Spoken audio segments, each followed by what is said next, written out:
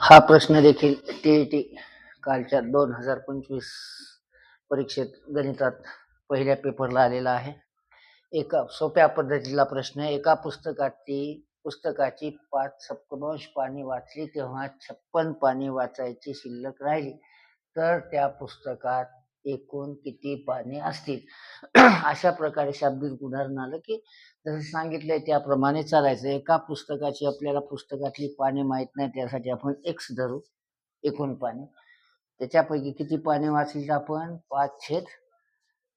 5 सप्तमांश 5/7 पुस्तकं वाचली तेव्हा 56 पानं शिल्लक राहिली. म्हणजे 56 पाने शिल्लक राहिली. ही झाली एकूण पाने. आता 56 हे इतकी वाचली, इतकी शिल्लक राहिली आणि एकूण पानं किती झाली आपण x. हे झालं समीकरण. अत्यंत सोपं आहे. मग आता 5x भागिले 7 अधिक 56 बरोबर आहे x. या 7 न गुणून घ्या.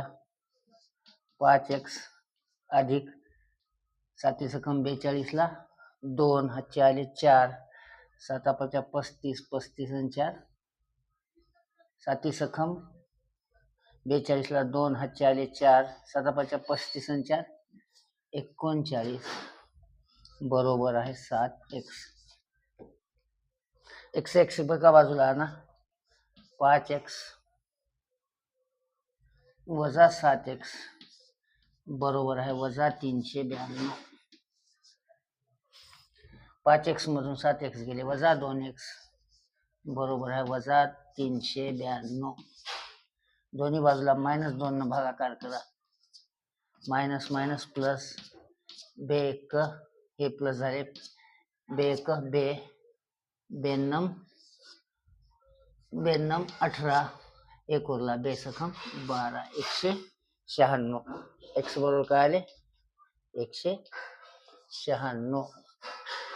तर त्या पुस्तकामध्ये एकूण पाने किती असतील 196. धन्यवाद.